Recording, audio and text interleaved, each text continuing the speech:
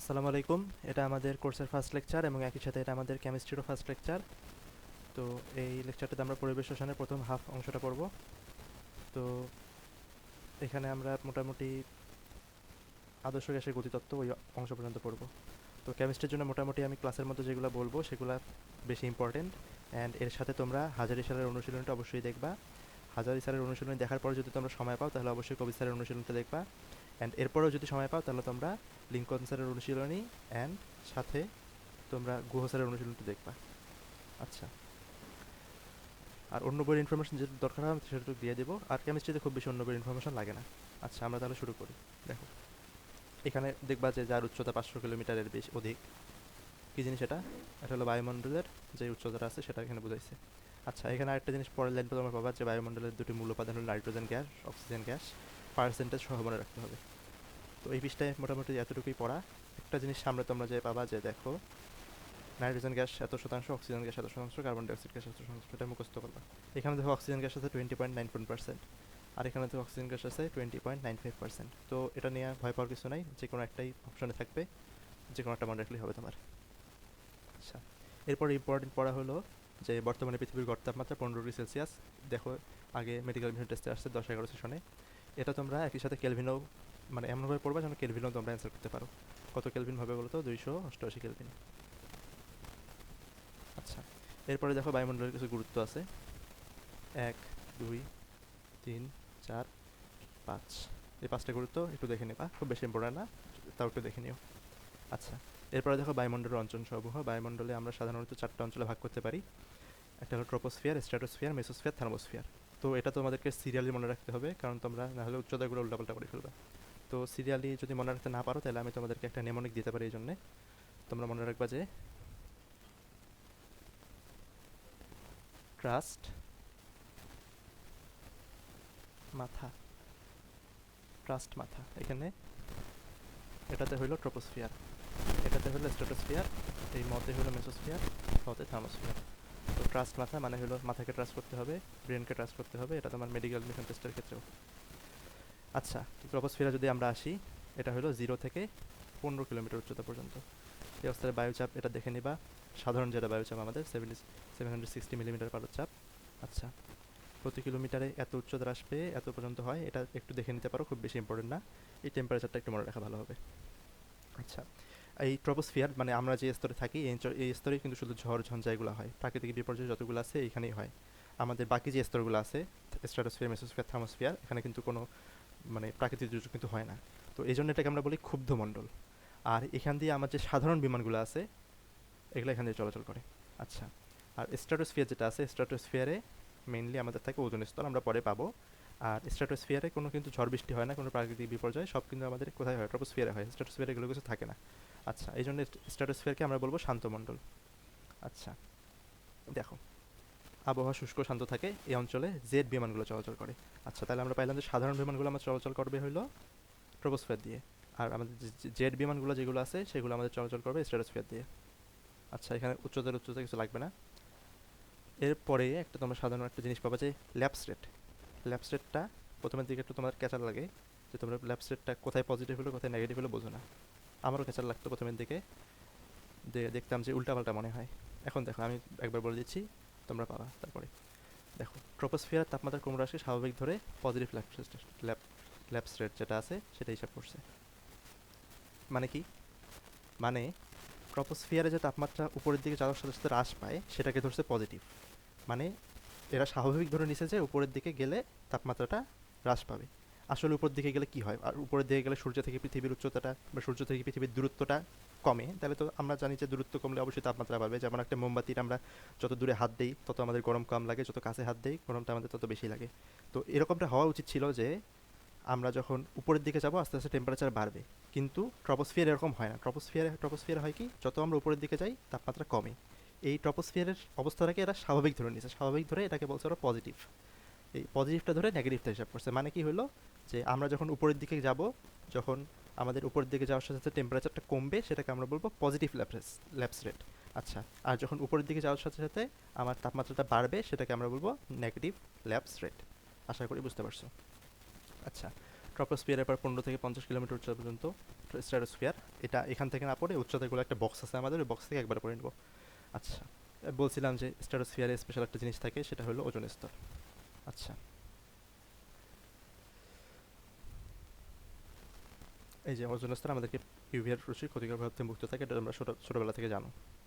মেসোস্ফিয়ারে একটা ইম্পর্টেন্ট জিনিস আছে, যে মেসোস্ফিয়ারে একটি 3 কিলোমিটার উচ্চতায় আমাদের যেই টেম্পারেচারটা আছে সেটা সর্বনিম্ন টেম্পারেচারে পৌঁছায়। এটা হলো আমাদের পৃথিবীর বায়ুমণ্ডলের সর্বনিম্ন যে টেম্পারেচারটা আছে, পৃথিবীর বায়ুমণ্ডলে এর থেকে নিম্ন টেম্পারেচার সম্ভব না। কত সেটা? -93 ডিগ্রি সেলসিয়াস বা 180 কেলভিন। তো হ্যাঁ, এটা খুব সুন্দর করে পড়ছো, যে মনে রাখছো যে আমাদের বায়ুমণ্ডলের সর্বনিম্ন তাপমাত্রা হয় -93 ডিগ্রি সেলসিয়াস। তো হুট করে যা পরীক্ষায় দেখবে এমন হয়ে গেছে যে তোমার কাছে প্রশ্ন করছে যে বায়ুমণ্ডলের সবচেয়ে কম টেম্পারেচার কোন স্তরে থাকে। সেক্ষেত্রে দেখা যাবে যে অনেকেই মনে পড়ছে যে -93 ডিগ্রি সেলসিয়াস টেম্পারেচার, কিন্তু কোন স্তর সেটাই মনে নেই। এই জন্য এটা ভালো মতো খেয়াল করবো যে এটা মেসোস্ফিয়ার।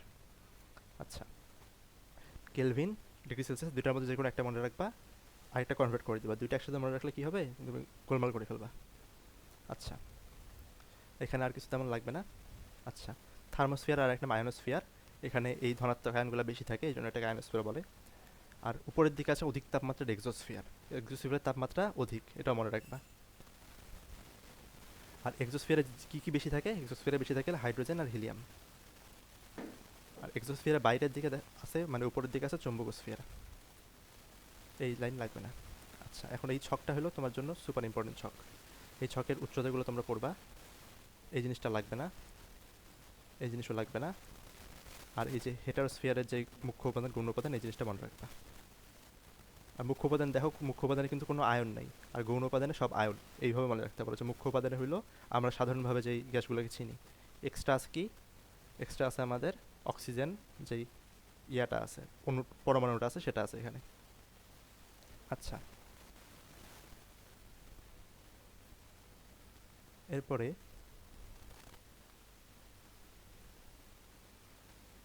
এখান থেকে তেমন কিছু লাগবে না, আমরা পরে চলে যাই। ওজোন স্তরের গুরুত্ব। ওজোন স্তরের গুরুত্ব একদম স্বাভাবিক, যে ওজোন হইলো আমাদেরকে ইউভি রশ্মির ক্ষতিকর প্রভাব থেকে রক্ষা করে। শেষ। আচ্ছা, কি হয় এখানে? ইউভি রশ্মি আসে, এসে শোষণ হয়, ট্রান্সফিরে আসে, ওটো অণুকে ভেঙে অণুতে পরিণত করে, ও পরমাণু আরও ওটো অণুকে যুক্ত করে ওজন গঠন করে। এই ওজনটা ইউভিটাকে আর ভিতরে ঢুকতে দেয় না, স্বাভাবিক কথা। আচ্ছা, এখানে ওজোন স্তরের কিছু গুরুত্ব আছে, স্বাভাবিকভাবে পড়বা। যে উচ্চ শক্তির ইউভি রশ্মি রাসায়নিক বন্ধনকে ভেঙে দিতে পারে, বায়োলজিক্যাল প্রক্রিয়াকে বিনষ্ট করতে পারে, চোখে ক্যাটারাক্ট সৃষ্টি করতে পারে। ক্যাটারাক্ট কি জিনিস তোমরা জানো? না জানলে জানাই দিই, ক্যাটারাক্টটা হলো মেইনলি ছানি। ছানিকে আমরা ক্যাটারাক্ট বলি ইংরেজিতে।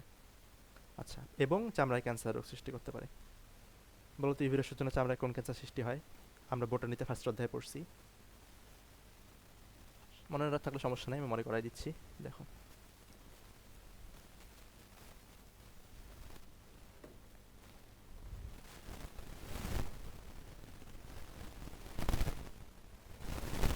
জেরোডার্মা পিগমেন্টোসাম। আশা করি মনে পড়ছে এখন তোমাদের। এই জিনিসটা একটু মনে রাখবা। রিলেটেড পর্যায়ে তুমি পড়াই দিলাম, এভাবে পড়া একটু রিলেটেড করে করবা। আচ্ছা, এরপরে দেখো যে ভূপৃষ্ঠের কম উচ্চতা ট্রপোস্ফিয়ার একই ওজন গ্যাস গ্রিনহাউস গ্যাস রূপে কাজ করে, মনে রাখবা। কি বলছে না বুঝলে আমি বুঝাই দিচ্ছি। আমাদের যেই ইয়া আছে, ট্রপোস্ফিয়ারে আমরা থাকি, এই ট্রপোস্ফিয়ারে ওজন গ্যাসটা কাজ করে গ্রিনহাউস গ্যাস মারবে। গ্রিনহাউস গ্যাস কি? তাপমাত্রাটা ধরে রাখে এমন গ্যাস। আর আমাদের যে স্ট্রাটোস্ফিয়ারটা আছে, ওখানে আমাদেরকে রক্ষা করলেও আমাদের যেই ট্রপোস্ফিয়ার আছে, এখানে এটা আসলে বায়ু দূষক বা গ্রিনহাউস গ্যাস রূপে কাজ করে, মনে রাখবা। সহজ জিনিস। আচ্ছা, এরপরে দেখো ঘূর্ণিঝড়ের জলোচ্ছ্বাস। ঘূর্ণিঝড় জলোচ্ছ্বাসের 3-4টা জিনিস হলো প্রভাব বিস্তার করে, ভালো মতো মনে রাখবা। তাপমাত্রা, চাপ, বায়ুর ঘনত্ব, সামুদ্রিক জলবাষ্পের অবস্থার পরিবর্তন। এই 4টা জিনিস কীভাবে মনে রাখবা? যদি নেমোনিক দরকার হয়, নেমোনিক বলে দিচ্ছি। যদি ওটা নেমোনিক দিয়ে খুব বেশি একটা ভালো মনে থাকবে না, তোমাকে স্বাভাবিকভাবে মনে রাখতে হবে, কারণ একটা শব্দের সাথে আরেকটা শব্দ লাগাই দেয়। মনে রাখবা বাতাসের চাপ। চাপ দিয়ে তো বুঝলা যে চাপ। আচ্ছা, বাতাসের এখানে বাতে হইলো বায়ুর ঘনত্ব, তাতে হলো তাপমাত্রা, আর সেতে হইলো সমুদ্রের জলবাষ্পের অবস্থা। একদম ভালো মতো মনে রাখবে বাতাসের চাপ। এই নেমোনিক দিয়ে সহজে মনে রাখতে পারবা। আচ্ছা, ঘূর্ণিঝড় সৃষ্টির মূল কারণ, এখানে কিছু ইম্পর্টেন্ট জিনিসপাতি আছে। গভীর সমুদ্রের পানি অবশ্যই উচ্চ তাপমাত্রা হইতে হবে। আর সমুদ্রের বায়ুমণ্ডলে নিম্নচাপ সৃষ্টি হবে। নিম্নচাপ কী জিনিস? ছোটোবেলায় আমরা বাংলাদেশে বিশ্ববিদ্যালয়ে পড়ছিলাম যে আমাদের কোনো স্থানের বায়ুটা ধরো যদি গরম হয়ে যায়, তাহলে বায়ু আশেপাশে যে ঠান্ডা বায়ুটা আছে সেটা খুব জোরে ওই জায়গায় ছুটে আসে, এটাকে আমরা বলি নিম্নচাপ। আচ্ছা, এখানে দেখো যে সাইক্লোন তৈরি হতে সাগরের তাপমাত্রা 27 ডিগ্রি সেলসিয়াসের বেশি হতে হয় বা 80 ডিগ্রি ফারেনহাইটের বেশি হতে হয়। ভালো মতো দেখবে, বেশি হতে হয় কিন্তু, মানে কোথাও যদি তোমার অপশন পাও যে 27 ডিগ্রি সেলসিয়াসে ঘূর্ণিঝড় সৃষ্টি হয় কি না, তাহলে 27 ডিগ্রি সেলসিয়াসে কি ঘূর্ণিঝড় সৃষ্টি হবে? হবে না, 27 ডিগ্রি সেলসিয়াসে বেশি হতে হবে। অপশনে যদি ধরো যে 25, 26, 27, 28 থাকে, কত হবে? 28 উত্তর হবে কিন্তু। তো ভালো মতো খেয়াল করবা, এখানে আর তেমন কিছু করতে হবে না। এই যে আরেকটা জিনিস দেখো, সাইক্লোনের গতিবেগ কমপক্ষে প্রতি ঘন্টায় 63 কিলোমিটার বা 40 মাইল হতে হয়, এই জিনিসটা মনে রাখবা। একদম নিচে চলে আসি। গ্যাসের অবস্থা, গ্যাসের বৈশিষ্ট্য। গ্যাসের আকৃতি, আয়তন আছে, গ্যাসের ঘনত্ব আছে, গ্যাসের ঘনত্ব আছে, চাপে আয়তনের সংকোচন ঘটে, তাপে আয়তনের সম্প্রসারণ ঘটে, আর সমসত্ব মিশ্রণ ক্ষমতা আছে গ্যাসের। এই জিনিসগুলো একটু ভালো মতো মনে রাখবা। সমসত্ব মিশ্রণটা কী জিনিস? দেখো, সমসত্ব মিশ্রণটা এমন একটা মিশ্রণ যে তুমি যদি এই মিশ্রণের উপাদানগুলোকে একসাথে মিশ্রিত করো, তো মিশ্রিত করার পরে তুমি এদেরকে আর কোনো সাধারণভাবে আলাদা ভৌত প্রক্রিয়া আলাদা করতে পারবে না। এটা হলো সমসত্ব মিশ্রণ। আচ্ছা, এখানে মোটামুটি ভিতরের কথাগুলো একটু দেখে নেবা, খুব বেশি ধার দরকার নেই, তবে পয়েন্টগুলো তোমাকে ভালো মতো মনে রাখতে হবে। আচ্ছা, এরপরে দেখো গ্যাসের আয়তন, চাপ ও তাপমাত্রা রাখো, এই জিনিসটা তোমার ইম্পর্ট্যান্ট, পরবর্তীতে ম্যাথ করতেও লাগবে যে তোমার কোন একক কোথায় কীভাবে বসাবা। আচ্ছা, আয়তনের এসআই একক হলো ঘনমিটার, ঘন ডেসিমিটার, ঘন সেন্টিমিটার, এগুলোতে লেখা যায়, কিন্তু এসআই একক হলো ঘনমিটার। আচ্ছা, আয়তনকে লিটারে প্রকাশ করা যায়, মিলিলিটারে প্রকাশ করা যায়। একক কনভার্সনটা দেখে নিবা। আচ্ছা, মিলিমিটার আর সেন্টিমিটার খুব একই জিনিস, এটাও বলে রাখি। আচ্ছা, আরেকটা জিনিস, চাপ। চাপের ক্ষেত্রে চাপের সংজ্ঞাটা একটু ইম্পর্টেন্ট। এক বায়ুচাপের সংজ্ঞাটা কোথায় পরিমাপ করা হয়? 0 ডিগ্রি সেলসিয়াস তাপমাত্রায় 45 ডিগ্রি অক্ষাংশে, 45 ডিগ্রি অক্ষাংশে, 45 ডিগ্রি দ্রাঘিমাংশে কিন্তু না, এটা কিন্তু একটু উলট পালট করে দিতে পারে তোমার এমসিকিউতে। আচ্ছা, সমুদ্র সমতলে, সমুদ্রের থেকে বেশি উচ্চতা হইলে হবে না, সমুদ্রের থেকে কম উচ্চতা হইলে হবে না। আচ্ছা, আর বায়ু চাপ হবে সেটা 760 মিলিমিটার পারদ চাপ। আচ্ছা, সংজ্ঞাটা এইভাবে একটু ভেঙে ভেঙে পড়বা, একদম সহজ। কে এটা করছে, আবিষ্কার করছে? বিজ্ঞানী টরিসেলি। আচ্ছা, এসআই নিউটন চাপ, এসআই এককে চাপের এককে newton per metre square pascal, এটা আমরা জানো। এই চাপের কনভার্সনগুলো দেখে নেবা একটু, খুব বেশি ইম্পর্টেন্ট না, প্যাসকেল আর নিউটন পার মিটার স্কয়ারটা বেশি ইম্পর্টেন্ট। আচ্ছা, আর নিচে দেখো একটা জিনিস আছে, এক এটিএম সমান 76 সেন্টিমিটার পারদ সমান 760 মিলিমিটার পারদ equals to 101.325 kilo Pascal equals to 101.325 Pascal equals to 760 টর equals to 1 বার। আচ্ছা, মনে রাখবা কীভাবে? ছোটো ছোটো জিনিসগুলোকে একসাথে করবা। মনে রাখবা যে 1 ATM equals to 1 বার, শেষ গেল। এরপরে একদম বড়তে চলে যাবা, মিলিমিটার পারদচাপ যেই জিনিস, টর সেই জিনিস। আচ্ছা, এরপরে মনে রাখবা হলো 76 সেন্টিমিটার পারদ। 76 যদি সেন্টিমিটার পারদ হয়, তাহলে একটা জিরো বাড়াই দিলে যত হবে সেটা মিলিমিটার, যেহেতু আমরা জানি যে 1 সেন্টিমিটার সমান 10 মিলিমিটার। আচ্ছা, গেল। আর 101.325 এটা তোমরা আগে থেকেই জানো, যদি পয়েন্ট মাঝখানে থাকে সেটা হবে কিলো প্যাসকেল, আর যদি পয়েন্ট না থাকে বা 101.325 × 10⁻³ থাকে সেটা হবে প্যাসকেল। এভাবে মনে রাখবা। আচ্ছা, এরপরে কয়েকটা জিনিস আছে, এসটিপি, এসএটিপি, আর সাথে আমরা এনটিপিটাও পড়বো। এসটিপির পূর্ণরূপটা দেখে নিবা, স্ট্যান্ডার্ড টেম্পারেচার এন্ড প্রেশার। এখানে তোমার তাপমাত্রা 0 ডিগ্রি সেলসিয়াস বা 273 কেলভিন, আদর্শ চাপ 1 ATM বা এত কিলো প্যাসকেল। মোলার আয়তনটা সহ দেখে নিবা, এটা তোমরা এইচএসসি থেকে পড়ছো, সমস্যার কথা না। আচ্ছা, এরপরে তোমরা দেখবে হলো এসএটিপি এর যে পূর্ণরূপটা আছে, standard ambient temperature and pressure. এক্ষেত্রে অ্যাম্বিয়েন্ট বলতে বোঝা হলো কক্ষ তাপমাত্রা যেটা হয়। আচ্ছা, টেম্পারেচারটা এখানে 25 ডিগ্রি সেলসিয়াস বা 298 কেলভিন, আমরা যেহেতু কক্ষ তাপমাত্রা 25 ডিগ্রি সেলসিয়াস ধরি। আর বায়ুচাপ হলো 100 কিলো প্যাসকেল। বায়ুচাপটা ভালো মতো খেয়াল করবা, এখানে কিন্তু 1 ATM না, 100 কিলো প্যাসকেল। আচ্ছা, আর এসএটিপিতে মোলার আয়তন হয় 24.789। আচ্ছা, এটা পড়লাম। আমরা পাশাপাশি দেখবো হলো এনটিপি, এটা একটু তোমরা বইয়ে লিখে নিবা। এনটিপিতে আমার যেই চাপটা হবে, চাপ হবে হলো 1 ATM, আর টেম্পারেচারটা হবে 20 ডিগ্রি সেলসিয়াস, আর আমার যে ভিটা হবে মোলার আয়তন আর কি, এটা হবে 24.9 0.04 লিটার পার মোল। এটা একটু মনে রাখবা। আচ্ছা ঠিক আছে, একটা জিনিস আছে এখানে, বিজ্ঞানী টরিসিটি ব্যারোমিটার বিষয় করে। আচ্ছা এখন আমরা ডিরেক্ট চলে যাবো হলো আমাদের ম্যাথ পার্টের দিকে। তো ম্যাথ পার্টে যাওয়ার আগে আমরা একদম কিছু সূত্র এখানে দেখে নিব। দেখো এখানে বয়েলের সূত্র কি বলছে, স্থির তাপমাত্রা নির্দিষ্ট ভরে কোনো গ্যাসের আয়তন ও গ্যাসের উপর প্রযুক্ত চাপের ব্যস্তানুপাতিক। মানে কি, আমরা যদি তাপমাত্রা স্থির রেখে কোনো গ্যাসের উপর চাপ দেই, তাহলে চাপ যত বাড়াবো আমার আয়তন তত কমবে, আমরা চাপ যত কমাবো আয়তন তত বাড়বে। এটাই হলো এর মূল কথা। এই যে সম্পর্কটা আশা করি মনে আছে, তোমরা এইচএসসিতে ম্যাথ করছো এগুলো নিয়ে, আর এসএসসি লেভেলেও ছিল। দেখো এরপরে স্পেশাল কিছু নাম আছে সবগুলো গ্রাফের। বয়েলের সূত্রের গ্রাফকে আমরা বলি হলো সমষ্ণ লেখ বা আইসোথার্ম, এটা ইম্পর্টেন্ট। অ্যান্ড এটা হলো আমার পি লেখচিত্রটা এখানে এক্স অক্ষে, আর ভি যেটা আছে সেটা হইল ওয়াই অক্ষে। আচ্ছা এটা এখানে না, এটা পরে লেখা আছে।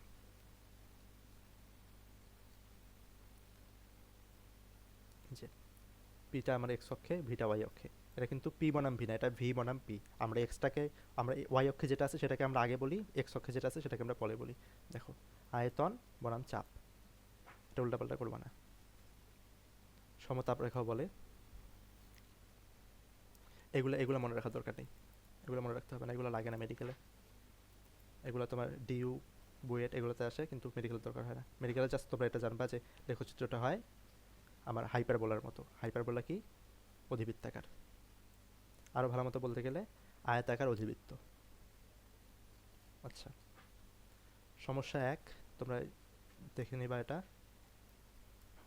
যে একটা অটোমোবাইল ইঞ্জিনের সিলিন্ডারে বাতাস ও গ্যাসোলিনের মিশ্রণ আয়তন 410 মিলিলিটার, পূর্বে মিশ্রণটি চাপ দিয়ে 1 এটিএম থেকে 9.5 এটিএমে রাখা হলো। তাহলে আমরা চাপ বাড়াইছি, চাপ বাড়াইলে আয়তনটা কমে যাবে। তো P1 V1 = P2 V2 এই সূত্র দিয়ে তোমরা করে নেবা, একদম সহজ ম্যাথ। তো এক্ষেত্রে অনেকে তোমরা কী করো যে তোমাদের বইয়ে যে ম্যাথগুলো আছে উদাহরণে সেগুলোর অ্যান্সার মুখস্থ করো। তো এইভাবে আসলে মুখস্থ হলে মনে থাকবে না। যেগুলো তোমার হলো হাতে ক্যালকুলেশন করা সম্ভব সেগুলো তোমরা মোটামুটি হাতে ক্যালকুলেশন করার একটু অভ্যাসটা করবা। এত অ্যান্সার আসলে মুখস্থ করলে, ম্যাথের অ্যান্সার মুখস্থ করলে পরে মনে থাকবে না। পরে দেখবো তোমার যে পড়া মনে রাখা দরকার সেটাই ভুলে গেছো। এই সমস্যাটাও দেখে নেবা, সহজ জিনিস। এটাও দেখে নেবা। আচ্ছা বয়লের সূত্রে একটা অনুসিদ্ধান্ত আছে যে স্থির তাপমাত্রায় গ্যাসের ঘনত্বের উপর চাপের প্রভাব। দেখো স্থির তাপমাত্রায় নির্দিষ্ট ভরে কোনো গ্যাসের ঘনত্ব ওই গ্যাসের উপর প্রযুক্ত চাপের সমানুপাতিক হয়। কিভাবে, ধরো আমি গ্যাসের মধ্যে চাপ দিচ্ছি স্থির তাপমাত্রায়, স্থির তাপমাত্রায় যদি চাপ দিই, চাপ দিলে আয়তনটা কি কমবে না? আচ্ছা আয়তন কমছে, অ্যান্ড আমাদের ভরটা একই আছে। তো আমরা কি জানি, আমরা এই ঘনত্বের সঙ্গে কি জানি যে আমার একক আয়তনে যতটুকু ভর। আচ্ছা আমার তো ভরটা ঠিক থাকলো বাট আয়তনটা কমে গেল, এক্ষেত্রে তাহলে কিন্তু আমার যে ঘনত্ব আছে সেটা কিন্তু বেড়ে যাচ্ছে, মানে আমি চাপ বাড়াইলাম ঘনত্ব বাড়বে। একইভাবে আমরা যদি চাপটা কমাই তাহলে কিন্তু ঘনত্ব কমবে। তো এই জন্য আমরা বলছি সমানুপাতিক। এই ডেরিভেশন লাগে না আমাদের।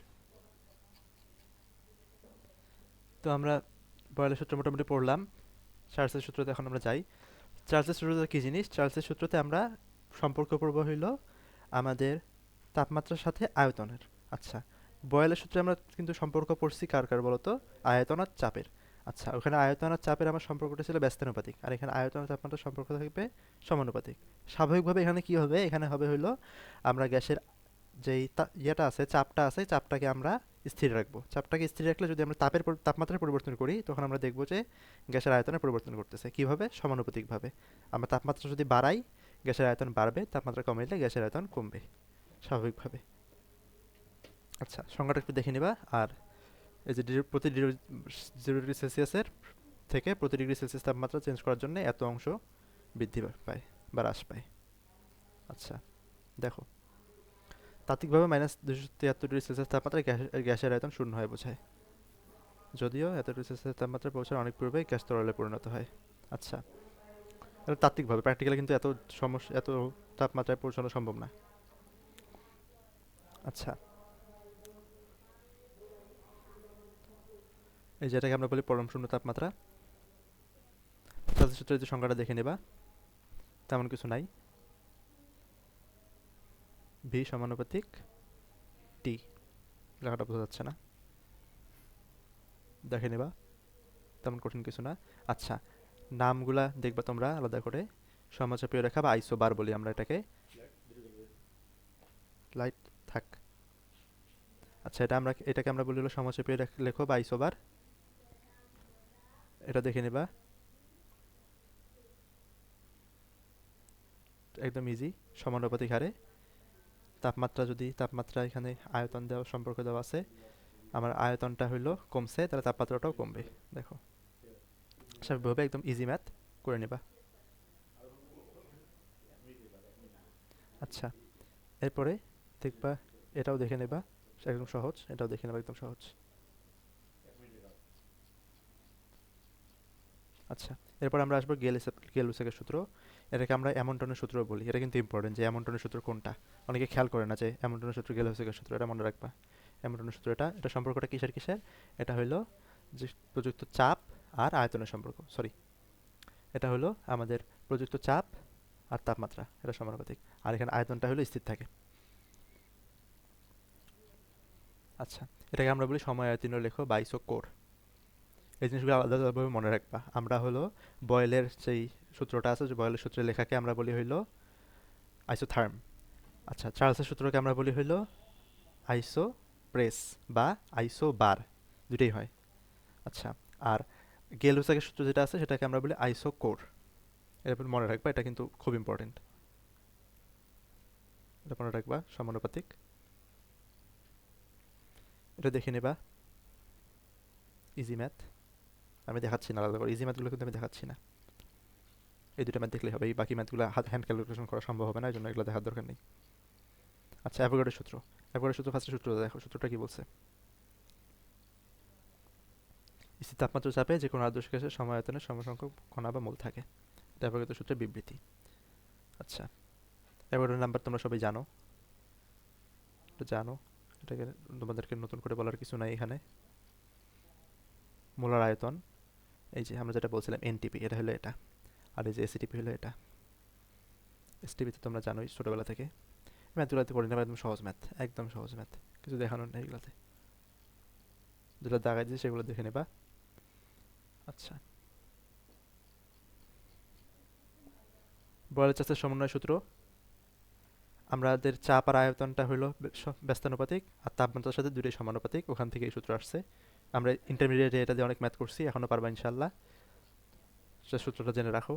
দুইটা সূত্র একসাথে যদি আসে তো এরকম প্রশ্ন আসবে যে ধরো আমরা চাপকে দ্বিগুণ করছি, তাপমাত্রাকেও দ্বিগুণ করছি, তাহলে আমাদের আয়তনটা কীরকম পরিবর্তন হবে? পরিবর্তন হবে কি না? পরিবর্তন হবে না, এরকম প্রশ্ন আসবে। এমনি সমন্বিত সূত্র থেকে ম্যাথ আসার সম্ভাবনা খুবই কম, কারণ হ্যান্ড ক্যালকুলেশন যেহেতু করতে হবে। আচ্ছা, আদর্শ গ্যাস সূত্র হলো আমাদের যে তিনটা মূল সূত্র আছে, বয়েলের সূত্র, চার্লসের সূত্র, অ্যাভোগাড্রোর সূত্র, এটা সমন্বিত যে সূত্র আছে সেটাকে আমরা আদর্শ গ্যাস সূত্র বলি। আদর্শ সূত্র কোনটা? PV equals to nRT. এটা কিন্তু কেউ ভুলে যায় না, আদর্শ গ্যাস সমীকরণ বলে। আর হলো সার্বজনীন গ্যাস ধ্রুবক। এই আরের কয়েকটা মান আছে, আমাদেরকে মনে রাখতে হবে। এটাকে মোলার গ্যাস ধ্রুবকও বলে। আচ্ছা, এই যে আমাদের সাইডে যেই এমসিকিউগুলো আছে না, এমসিকিউগুলো আমাদেরকে ভালো মতো দেখতে হবে, কারণ স্যাররা কী করে ডিরেক্ট আমাদের হলো এখান থেকে এমসিকিউ তুলে দিতে পারে, আগেও আসছে। আচ্ছা, আরের তাৎপর্য কি? আরের তাৎপর্য তোমরা পরীক্ষায় আসলে দেখবে, আরের তাৎপর্য অপরিসীম। আরের তাৎপর্য অপরিসীম না। তাৎপর্য বলতে আমরা এখানে বুঝাই হইলো আমাদের মাত্রাটা, মাত্রা থেকে আমাদের যেই মানে একক টাইপের জিনিসটা আসে সেটাকে আমরা বলি তাৎপর্য। তো আরের তাৎপর্য কি? কাজ পার মোল পার কেলভিন, জুল পার মোল পার কেলভিন, ওখান থেকে আসছে কাজ পার মোল পার কেলভিন। আচ্ছা, আরের ভৌত তাৎপর্য গেল। আরের মান, একটা ছক আছে, সুন্দর করে ছকটা মুখস্থ করে ফেলবা, কিছু করার নেই, মুখস্থ করতে হবে। আর ক্যালোরি রেখা হলো আমরা খাদ্য বস্তুর ফুড ভ্যালু গণনায় ব্যবহার করি। আচ্ছা, বোল্টজম্যান ধ্রুবক। বোল্টজম্যান ধ্রুবক এটাও মনে রাখতে হবে। বোল্টজম্যান ধ্রুবকটা কি? আমাদের প্রতি অণুতে যেই আর এর মানটা আছে সেটাকে আমরা বলি বোল্টজম্যান ধ্রুবক। প্রতি অণুতে, তার মানে আমাদের বোল্টজম্যান ধ্রুবকটা হবে আর ভাগ অ্যাভোগাড্রোর সংখ্যা। যেহেতু আমরা আরটা হিসাব করি পার মোলে, সেহেতু আমরা যদি পার মোল থেকে পার অণুতে আনতে চাই বা পার মলিকিউলে আনতে চাই, সেক্ষেত্রে আমাদেরকে নাম্বার অফ অ্যাভোগাড্রো দিয়ে সেটা ভাগ করতে হবে। তো এভাবে আমাদের কে নাম্বারটা আসছে। তো এখানে একটু তোমার ক্যাচার লাগে, আমি বলে দিচ্ছি। লিটার অ্যাটমসফিয়ার, এটা আমাদের ছোট একক, ছোট একক জন্য এখানে 10⁻⁻ বেশি। আচ্ছা, আর জুল এটা আমাদের এটা বড় একক, এই জন্য আমাদের 10⁻⁻ যেটা আছে সেটা কম, 10⁻23। এটা কিন্তু ছোট, এটা কিন্তু বড়। আচ্ছা, দেখো লিটার অ্যাটমসফিয়ারে আমাদের 1.36 ছিল, আর এখানে -25 ছিল। আর এখানে দেখো, এখানে আমাদের যে জুল একক, এখানে দেখো 2 বাড়ছে, 1.38 হয়েছে, 0.02 বাড়ছে, আর এখানে 2 কমছে। মানে এটা মনে রাখবা, লিটার অ্যাটমসফিয়ারে 1.36 ইন্টু 10⁻25, আর জুল বা এসআই এককে হইলো আমাদের 1.38 ইন্টু 10⁻23। এখানে কম হইলে এখানে হবে বেশি, এখানে বেশি হইলে এখানে হবে কম। এভাবে মনে রাখবা, একটু রিলেট করে মনে রাখবা, খুব বেশি মুখস্থ করতে হবে না তাহলে। আচ্ছা, আদর্শ গ্যাস সমীকরণের ব্যবহার দিয়ে কী কী করা যায় পড়ে নেবা। কঠিন কিছু না, গ্যাসের আণবিক ভর নির্ণয় করতে পারি, গ্যাসের ঘনত্ব নির্ণয় করতে পারি, আরও কিছু করতে পারি, লেখা নাই, তোমরা জানো কী কী করা যায়। আচ্ছা, ম্যাথগুলো এগুলো লাগবে না, এগুলো আসলে হেলথ ক্যালকুলেশন করা কঠিন হয়ে যায়, এগুলো লাগবে না। আর যদি ধরো যে সময় পাও তাহলে করবা, মানে মোটামুটি বলতে গেলে যে সহজ ম্যাথ, বাট হেলথ ক্যালকুলেশনটা একটু কঠিন। আচ্ছা, এখন আমরা ডিরেক্ট আসবো হলো গ্যাসের আংশিক চাপ ও ডাল্টনের সূত্র। আচ্ছা, আংশিক চাপ সূত্রটা কিন্তু হচ্ছে ডাল্টন। তো ডাল্টন আংশিক চাপ সূত্রটা কি? এই যে, কোনো নির্দিষ্ট তাপমাত্রায় বিক্রিয়াবিহীন কোনো গ্যাস মিশ্রণের কোনো একটি উপাদান গ্যাস ওই তাপমাত্রার মিশ্রণের সমস্ত আয়তন একে দখল করলে যে তাপ প্রয়োগ করতো তা ওই উপাদান গ্যাসের আংশিক চাপ বলা হয়। এই গ্যাস মিশ্রণের মোট চাপ ওই তাপমাত্রায় তার গ্যাস সমূহের আংশিক চাপ সমূহের যোগফলের সমান। কিছুই বুঝি নেই, কি বলছে আমি বলি। ধরো আমার কাছে এ একটা পাত্র আছে, বি একটা পাত্র আছে, সি একটা পাত্র আছে। তো আমরা সি পাত্রে প্রথমে কোনো গ্যাস রাখি নাই। আচ্ছা, তারপর আমরা একে নিয়ে গেলাম সি পাত্রে। আচ্ছা, তো একে আমরা যখন সি পাত্রে নিয়ে গেলাম তখন এ কিন্তু আমাদের সি পাত্রে একটা চাপ প্রদান করবে। আচ্ছা, এখন আমরা বিকে নিয়ে গেলাম সি পাত্রে, এখন বিও কিন্তু সি পাত্রকে একটা গ্যাস মানে একটা চাপ প্রদান করবে। আচ্ছা, এখন আমরা যদি ওই মিশ্রণটা আংশিক চাপ বের করতে চাই এ এর জন্য, তো আমরা যখন বিকে নিয়ে আসি নাই তখন এটা যে চাপটা প্রদান করতেছিল সেটাই হবে এ এর জন্য সিতে আংশিক চাপ। বুঝতে পারছো কি? আমরা হইলো একে আগে নিয়ে গেছি, তারপর বিকে নিয়ে গেছি, তারপর ওটাকে মিশ্রিত করছি। তো এখানে যদি আমরা এখন এর আংশিক চাপটা বের করতে চাই, তো আমাকে হিসাব করতে হবে এভাবে যে আমরা তখনও বিকে নিয়ে যাই নাই, এর জন্য আমরা সিতে হিসাব করব। এভাবে আমরা আংশিক চাপটা হিসাব করি। তো এখানে তেমন কিছু তোমাদের বুঝতে হবে না, আংশিক চাপে তেমন ম্যাথ আসে না। মেডিকেলে আংশিক চাপের মোটামুটি ব্যবহারটাই আসে, আমাদের ব্যবহারটা জানলেই যথেষ্ট।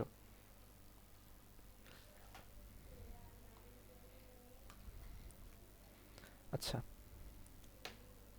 মোল ভগ্নাংশ কি জিনিস? আমাদের গ্যাস মিশ্রণে মোট যত মোল আছে সেটা, আর ভাগ তুমি যেই উপাদানটা নিয়ে কাজ করতেছো সেটার মোল সংখ্যা। এই মোল ভগ্নাংশ থেকে কিন্তু ম্যাথ দুইবার আসছিল, আর দুইবারই হিসাব করার মতো ছিল না। কোনটা ম্যাথ আমি দেখাবো, তোমাদের বইয়েরই ম্যাথ দেখাবো। গ্যাস মিশ্রণের কোনো উপাদান আংশিক চাপ মোল ভগ্নাংশ ও মিশ্রণের মোট চাপের গুণফলের সমান। মানে কি? আমরা হলো কোনো মিশ্রণের যদি আমরা মোল ভগ্নাংশটা বের করি, আর মিশ্রণের যদি আমরা মোট চাপটা বের করি, এটাকে যদি আমরা গুণ করি তাহলে যেই ফলাফলটা পাবো সেটাই হলো ওই মিশ্রণে যে আমরা যেই গ্যাসটাকে চিন্তা করছি সেটার আংশিক চাপ। সহজ জিনিস, না বোঝার কিছু নেই। এখানে আমাদের তথ্যগুলো মোটামুটি মুখস্থ করা উচিত। আমি তোমাদেরকে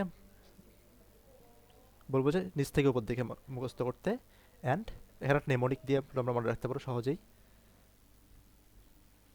কার অন, গাড়ি অন করছি, নিচ থেকে গেছে। সিতে কার্বন, এ আর তে আর্গন, ওতে অক্সিজেন, এনতে নাইট্রোজেন।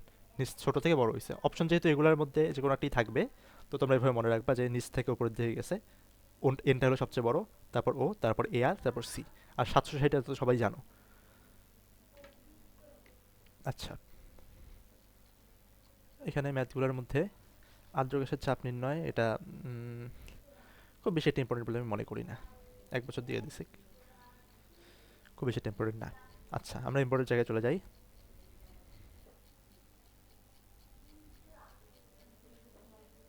আচ্ছা, দাঁড়াও, সম্ভবত মিস করে আসছে আমরা একটা ইম্পর্টেন্ট জায়গা, কিছু কথা ছিল। এই জায়গাগুলো কিন্তু লাগবে না আমাদের, এই জায়গাগুলো লাগবে না।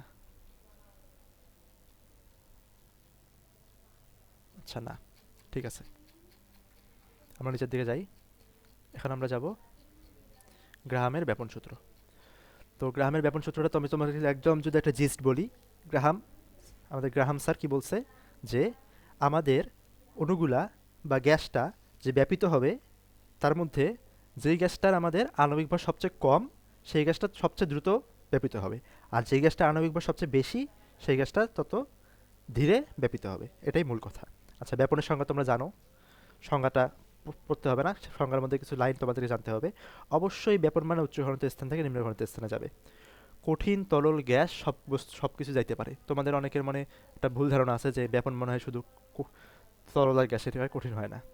আচ্ছা, কোনো সময় স্বতঃস্ফূর্ত সমভাবে স্থানান্তর হবে, বা পরিব্যাপ্ত হবে। এই জিনিসগুলো কথাগুলো একটু মনে রাখতে হবে যেন এমসিকিউ আমরা অ্যান্সার করতে পারি। ব্যাপক উদাহরণ তোমরা সবাই জানো, ছোটোবেলা আমরা পড়ছি ঘরের এক কোণে কাঁঠাল রাখলে সারা ঘরে ছড়ায় যায়, ওই জিনিস। আচ্ছা আচ্ছা ব্যাপন আর নিঃসরণ মেইনলি কাছাকাছি জিনিস, তবে নিঃসরণের ক্ষেত্রে একটা সরু ছিদ্রপথ থাকবে, সেই সরু ছিদ্রপথ থেকে গ্যাসটা সজোরে বের হয়ে যাবে, আর এটা একমুখী হবে। ব্যাপন কিন্তু বহুমুখী হয়, আর আমাদের নিঃসরণটা কিন্তু একমুখী হয়। আর সরু ছিদ্রপথ লাগবে উচ্চচাপের প্রভাবে, বাহ্যিক উচ্চচাপের প্রভাবে, সজোরে। আশা করি বুঝতে পারছো, এখানে না বোঝার কিছু নাই। এইটা ইয়েটা একটু দেখে নেবা, খুব বেশি ইম্পর্টেন্ট না, একটু দেখে নিও। আচ্ছা, গ্রামের ব্যাপন সূত্রটা কি? ব্যাপন হার আমাদের যে মোলার ভর আছে তার বর্গমূলের ব্যস্তার আনুপাতিক। আমি যেটা বললাম, যার মোলার ভর যত বেশি, মোলার ভর মানে কি আণবিক ভর, মোলার ভর আণবিক ভর কিন্তু একই জিনিস, যার মোলার ভর যত বেশি তার ব্যাপন হার তত কম। এই যে সূত্র। আচ্ছা, বলতে পারো যে ডি দিয়ে আমরা কি বোঝাচ্ছি? ডি হলো আমাদের ঘনত্ব, ঘনত্বের মোলার ভর কিন্তু আমাদের সমানুপাতিক হয়। আচ্ছা, ফ্যাক্টরগুলো পড়বা, গ্যাসের মোলার ভর বা গ্যাসের ঘনত্ব, গ্যাসের তাপমাত্রা ও চাপমাত্রা, গ্যাসের অনুব্যাপনের ক্ষেত্রে দেয়ালের সূক্ষ্মছিদ্রের আকার ও গ্যাস অনুর আকার। আচ্ছা, এক্ষেত্রে তোমাদের অনুপাত টনুপাত আসার চান্স খুবই কম, তবে এমন আসতে পারে তোমাদের যে নিচের কোনটির ব্যাপন হার সবচেয়ে বেশি, নিচের কোনটির ব্যাপন হার কম, নিচের কোনটির ব্যাপন সময় বেশি, কোনটির ব্যাপন সময় কম। ব্যাপন হার যদি আসে তখন তোমরা দেখবা যে যেটার তোমার আণবিক ভরটা বেশি থাকবে সেটার ব্যাপনের হারটা কম, যেটা আণবিক ভর কম থাকবে সেটার ব্যাপনের হারটা বেশি। আর ব্যাপনের যদি সময় আসে, যেটার আণবিক ভরটা বেশি সেটার ব্যাপনের সময় বেশি, যেহেতু ব্যাপনের সময়টা কি, ব্যাপন হার যত বেশি হবে ব্যাপনের সময় তত কমবে, ব্যাপনের হার যত কম হবে ব্যাপন সময় তত বাড়বে, এভাবে। আর যেটা আমাদের আণবিক ভরটা কম হবে সেটার ব্যাপনের সময়ও কম হবে। আচ্ছা, আধুনিক প্রয়োগ ভালো মতো এটা পড়তে হবে, এখানে খুব উল্টাপাল্টা প্রশ্ন দেওয়া সম্ভব। গ্যাসের আণবিক ভর নির্ণয় করা যায়, ভালো মতো দেখবা, পারমাণবিক ভর না কিন্তু আণবিক ভর। আচ্ছা, পৃথক বা গাঢ়ীকরণ সম্ভব, এটাকে আমরা বলি অ্যাটমোলিসিস, ইংরেজিতে হয় অ্যাটমোলাইসিস, অ্যাটমোলিসিস লেখা, অ্যাটমোলিসিস পড়বা। কয়লার খনিতে মিথেন গ্যাসের উপস্থিতি নির্ণয় করা যায়, মিথেন গ্যাস, ভালো মতো নাম রাখবে মিথেন গ্যাস, অন্য কোনো গ্যাস না কিন্তু। আচ্ছা, আরেকটা হলো ব্যাপন প্রক্রিয়ার মাধ্যমে একই মৌলের বিভিন্ন আইসোটোপ পৃথক করা যায়, বিভিন্ন মৌলের একই আইসোটোপ না কিন্তু একই মৌলের বিভিন্ন আইসোটোপ। এই জিনিসগুলো ভালো মতো পড়বা, কারণ এখান থেকে খুব প্রশ্ন পেঁচানো সম্ভব। এই জায়গাটা আমি বলবো যে সুপার ইম্পর্টেন্ট জায়গা, যদি স্যাররা প্রশ্ন কঠিন করতে চায়। আচ্ছা, এরপরে মনে রাখবা যে আমরা যে পারমাণবিক বোমা তৈরি করি বা নিউক্লিয়ার পাওয়ার স্টেশনে যে জ্বালানি হিসেবে ব্যবহার করি, সবসময় সেখানে ইউরেনিয়াম-235 এটা ব্যবহার করা হয়, ইউরেনিয়াম-238 কিন্তু ইউজ করা হয় না। আর এদের হইল তোমাদের একটা পার্সেন্টেজ আছে যে প্রকৃতিতে 0.7% মাত্র ইউরেনিয়াম-235 পাওয়া যায়, আর 99.3% পাওয়া যায় ইউরেনিয়াম-238। এই ইউরেনিয়াম-238 থেকে ইউরেনিয়াম-235 প্রস্তুত করে তারপর এটাকে ব্যবহার করা হয়। আচ্ছা, তো আমাদের গ্রামের ব্যাপন সূত্র মনে হয় শেষ। ম্যাথটা দেখে লাগবে না, অনুপাত লাগবে না, তোমরা শুধু জানবা যে কোনটার ব্যবহার বেশি কোনটার ব্যবহার কম। আচ্ছা, এখন আসো গ্যাসের আণবিক গতিতত্ত্বে। গ্যাসের আণবিক গতিতত্ত্বে প্রথমে যে কথাটা তোমাকে বলবো যে গ্যাসের আণবিক গতিতত্ত্বের জনকটা সম্পর্কে জেনে রাখতে। গ্যাসের আণবিক গতিতত্ত্বের জনক হইল বার্নৌলি, এটা সম্ভবত ফিজিক্সে আছে, এখানে লেখা নাই কিন্তু জানা প্রয়োজন আর কি, বার্নৌলি। আচ্ছা, গ্যাসের আণবিক গতিতত্ত্বের কয়েকটা স্বীকার্য আছে, তো স্বীকার্যগুলো জানলে এখানে এনাফ। এখানে মেইনলি অবদান রাখছে ম্যাক্সওয়েল বোল্টজম্যান, তেমন একটা ইম্পর্টেন্ট না। স্বীকার্যগুলো কি? গ্যাসের গঠন জানো, ভিতরে পড়ে নেবা, ভিতরে পড়লেই বুঝবা, তেমন কঠিন কিছু নাই। গ্যাস অণুসমূহের একটা আয়তন আছে, যেটা হলো গ্যাসের মোট পাত্রের আয়তনের তুলনায় নগণ্য। গ্যাস অণুসমূহের মধ্যে আকর্ষণ বিকর্ষণ, তারা হইলো, আমরা যদি সেটাকে আদর্শ গ্যাস ধরি সেক্ষেত্রে কোনো আকর্ষণ বিকর্ষণ নাই, কিন্তু বাস্তব গ্যাসের ক্ষেত্রে আসলে আকর্ষণ বিকর্ষণ হয়। আচ্ছা, আন্তঃআণবিক সংঘর্ষ প্রকৃতি, এটা ভিতরে পড়ে নেওয়া, পড়লেই বুঝবা। গ্যাসের নির্দিষ্ট চাপ আছে, গ্যাসের নির্দিষ্ট গতিশক্তি আছে। আচ্ছা, গ্যাসের গতিশক্তি সমীকরণ সেটা না, গতিশক্তি সমীকরণ পড়লে শিখবা, এটা এই জায়গায় ঢুকাই দিছে দেখো, PV equals to 1/3 mNc²। এটা হলো আমরা এটাকে বলি আদর্শ গ্যাসের গতীয় সমীকরণ, kinetic equation of ideal gases. আচ্ছা, এটা হলো আমরা মনে রাখবো এভাবে যে এটা হলো আদর্শ গ্যাসের গতীয় সমীকরণ, ইংলিশ টার্মটা সহ। আর আদর্শ গ্যাসের গতীয় সমীকরণ এটা এমসিকিউ আসতে পারে। আর এটা আবিষ্কার করছে হলো ক্লসিয়াস, গুলাই ফেলেও না। আমার হইলো গ্যাসের আণবিক গতিতত্ত্বের জনক বার্নৌলি, আর আমাদের যে আদর্শ গ্যাসের গতীয় সমীকরণ এটা দিয়েছিল ক্লসিয়াস। আচ্ছা, আণবিক সংঘর্ষ, গড়মুক্ত পথ, এগুলো ফিজিক্সে পড়বা, এখানে তেমন একটা কিছু বলা নাই গড়মুক্ত পথ সম্পর্কে, এটা জানারও দরকার নেই। আচ্ছা, জেনে রাখবা যে অধিকাংশ গ্যাসের আণবিক ব্যাসের মাত্রা এত অ্যাংস্ট্রম এর কাছাকাছি হয়, তার এখানে তেমন ইম্পর্টেন্ট কিছু নাই। আচ্ছা, 3 ধরনের বেগ আছে, একটা হলো বর্গমূল গড় বর্গবেগ, সাধারণ গড়বেগ, সম্ভাব্যতম বেগ। এর মধ্যে বর্গমূল গড় বর্গবেগ যেটা আছে বা আরএমএস ভেলোসিটি যেটা, সেটা তোমরা ফিজিক্সেও পাবা আর এখানেও পড়বা।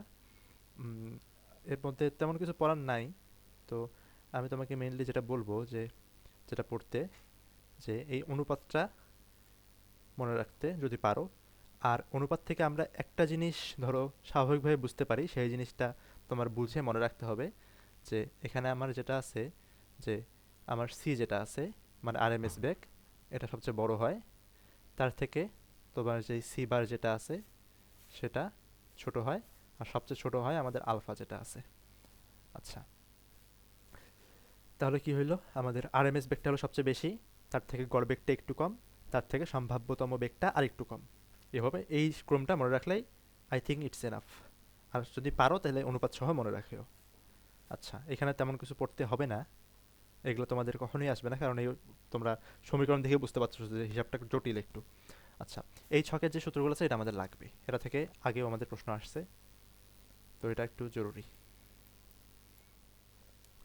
এটা ফিজিক্সে তোমরা পাবা, তো এই সূত্রগুলো একটু মনে রাখবা কষ্ট করে। আর এই যে আমাদের গতিশক্তির মান কিসের কিসের উপর নির্ভর করে, গ্যাসের পরিমাণের বা ঘনত্ব আর কেলভিন তাপমাত্রার উপর নির্ভর করে, এটা মনে রাখবা। দেখো অলরেডি কিন্তু মেডিকেল আসছে। আচ্ছা, এই টাইপের যে সমস্যাগুলো আছে, সমস্যাগুলো হ্যান্ড ক্যালকুলেশন করা শিখবা, যেগুলো আর কি হ্যান্ড ক্যালকুলেশন করা সম্ভব। মান ধরো যে তুমি অ্যাকুরেট মান না পেলেও কাছাকাছি মান বের করার চেষ্টা করবা, সাথে 1.65 সমাধানগত সমস্যা এটাও করবা, ডিরেক্ট সূত্রের মধ্যে মান বসাই দিলে হয়ে যাবে।